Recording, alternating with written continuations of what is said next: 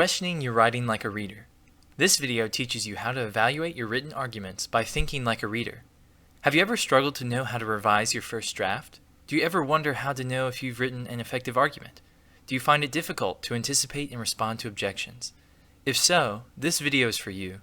In this video, I will explain a series of helpful questions that will serve as criteria for evaluating your arguments and as prompts for responding to objections. First, questioning your problem. Since research writing not only answers a question, but also addresses a problem in the field about which the scholars disagree, questioning your research problem is a crucial first step to evaluating your argument. The following questions help you assess that research problem and the exigence for your essay. That is, the motivation or what's at stake for your readers. The first question an informed critical reader might ask is, why do you think there's a problem at all? What are the costs or consequences in this situation? Have you already clarified the costs in your essay? If not, remember that every good researcher should do so. Because student writers are often writing for a specific course about a topic of interest to their professor, writers often wrongly assume that they do not need to identify what is at stake if the reader were to ignore or disagree with their arguments. Even when the significance seems obvious to you as the writer, clarify what costs or consequences result from the problem or misunderstanding that you are addressing. Consider this example. Suppose you are in a comparative religions class and you are writing on the differences between Mormonism and evangelical Christianity. Now, the significance or cost may seem obvious to you since you are in the class, but your readers need to know why they should bother with the essay.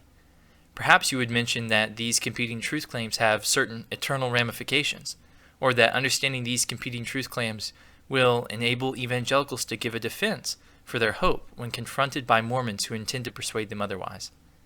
Whatever area of significance you choose to address as your problem should be something of value or interest to your target readers.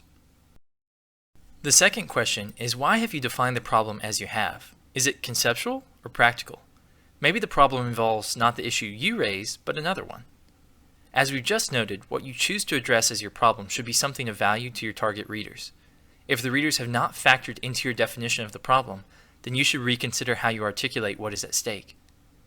Is your problem conceptual? That is, does it describe a misunderstanding that has certain intellectual repercussions? Or is it practical? That is, an issue that results in tangible, measurable cost in the world. Should your problem be conceptual or pragmatic based on your project and the values of your target audience?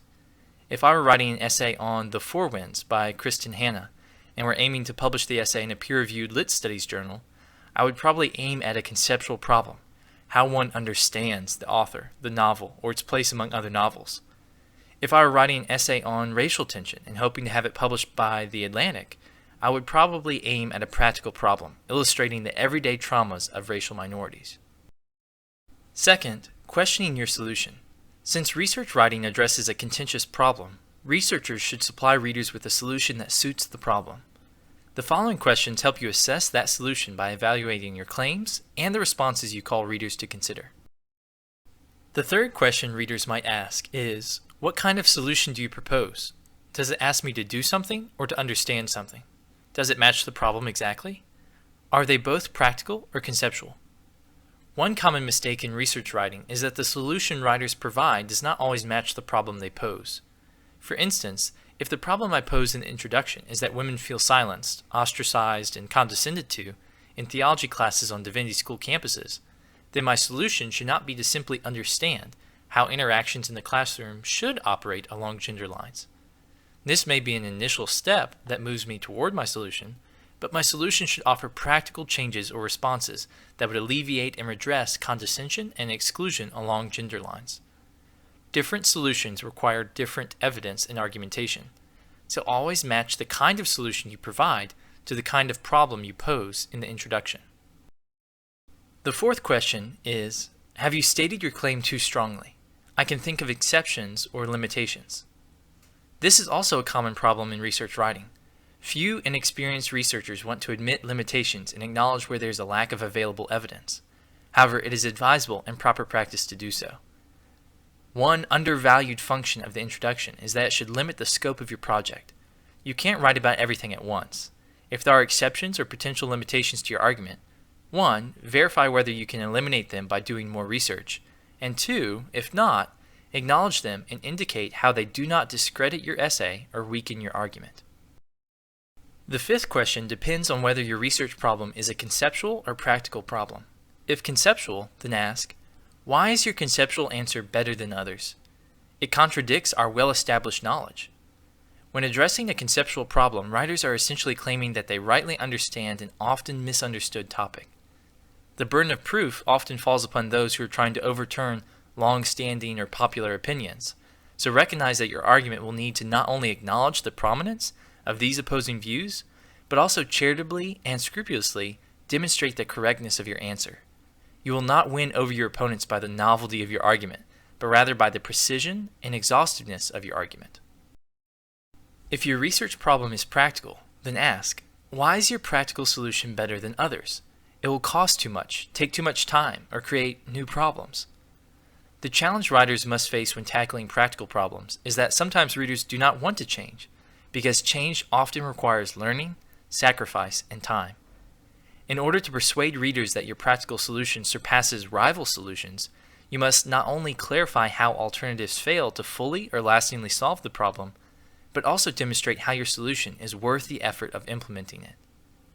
How you situate the research problem in the introduction can also motivate readers and help them to recognize why it is worth attempting to solve the problem. Third, questioning your support. Since research essays require writers to support their claims, research writers should supply their readers with evidence that corroborates their claims. The following questions help you assess that support and anticipate potential objections to your evidence. The sixth question a reader may ask is, do you have other evidence? I want to see a different kind of evidence, hard numbers, not anecdotes, or diverse perspectives, not homogeneous sources. Although most writers are more comfortable providing certain kinds of evidence, good research writers should vary their evidence to support their claims from diverse disciplines, demographics, and sources.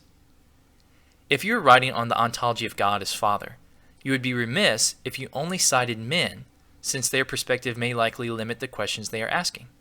If you are writing on poverty in your region, you may better serve your readers by including statistics and brief anecdotes of real people to illustrate the problem rather than detaching yourself with only cold statistics.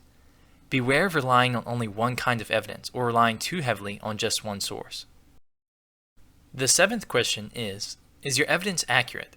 The numbers or claims don't add up. Because writers are immersed in their own projects, they often struggle to gain an outsider perspective and recognize inconsistencies in their writing. The practice of double-checking sources, claims, and statistics can easily determine your perceived credibility as a writer. Writers commonly make errors and omissions when citing sources because they do not properly record the full bibliographic information on the front end of their research. As you write, be sure to note more than just a page number for quotations or more than just a website for statistics. Record the author, title, and publication information as well to ensure that none of this relevant information gets lost or confused with other sources. If more than one source includes the same evidence or statistics, compare both sources even if you intend to only cite the one. Doing this will ensure that your source is not in error and that you have not transposed the information incorrectly. The eighth question a reader may ask is, are you being precise? What do you mean by words like many or most and some or several? Generalizations often come as second nature. Words like many, most, some, and several seem like safe generic terms to describe the realities you are writing about. However, they are nondescript, often obscuring the precise data you are analyzing. Whenever possible, replace these generic terms with concrete names, numbers, or other descriptors. Instead of many, write 7 out of 8, or all but one of the participants. Instead of writing some argue that the book is flawed, write Smith, Johnson, and Williams argue that the book is flawed. Your reader's demand for precision in this area may seem overblown, but it is easy to hide the real data behind generic terms that favor your argument, and it can produce lazy research when you default to generalizations rather than tracking down the specific data. Good researchers recognize that even generalizations are claims about the data, claims that need to be supported by specific numbers and evidence. The ninth question is your evidence current? There's newer research than this. Although it is okay and often advisable to interact with landmark works in the field, even when those works are more dated, good researchers always engage the current conversation, using the most recent and reliable data for support. If you're working with statistics, always check to find the most up-to-date version. If you're interacting with a book, make sure to use the newest edition. Scholars are regularly revising their work, so it would be a straw man fallacy to critique an old edition of a source that has been revised. Critical readers want to know that research is current and that the researcher is conscientious about tracking down the most recent data. The 10th question a reader may ask is your evidence representative? You didn't get data on all the groups.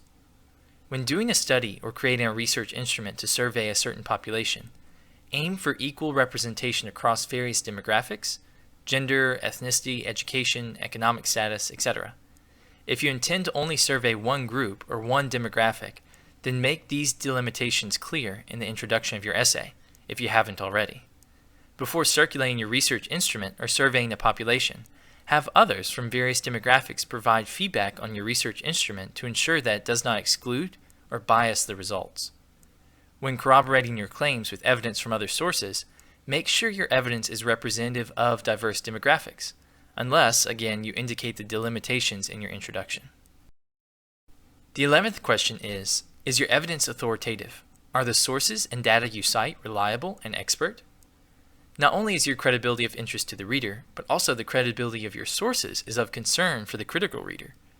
We all recognize that a mound of footnotes and an inflated bibliography does not equal substantive critical scholarship. Good researchers must be judicious about where they glean evidence, assessing the reliability or credibility of their sources before incorporating them into their essays. Have you cited opinion pieces or articles grounded in reliable evidence? One of the best ways to serve your readers is to be a good reader yourself, weighing the evidence and your sources before passing along to your readers. The 12th question a reader may ask is, how is one data point, quotation, number, anecdote, proof? You need more evidence. In the face of deadlines and other pressures, researchers often struggle to compile multiple data points to prove each claim. One line of reasoning is not always sufficient to argue your case, especially when you are attempting to overturn or critique a well-documented or time-honored perspective. Don't simply use the first bit of evidence you encounter. There may be more and better evidence supporting your claims if you only give yourself more time to research each point. All 12 of these questions are hypothetical concerns critical readers may bring to any one of your drafts. Researchers sometimes circulate less than quality essays because they fail to stop and consider questions like these, anticipating their readers' concerns before they submit or publish their writing. Serve your readers and improve your drafts next time by walking yourself through these 12 questions as criteria for good research and argumentation. You may be surprised how many objections you rebut and how many deficiencies you correct just by questioning your writing like a reader. These 12 questions were adapted from The Craft of Research by Booth, Collum, Williams, Bizup, and Fitzgerald. For further practice and information, check out this instructive resource. For other helpful videos on researching, writing, and editing, check out our YouTube channel at WCSE.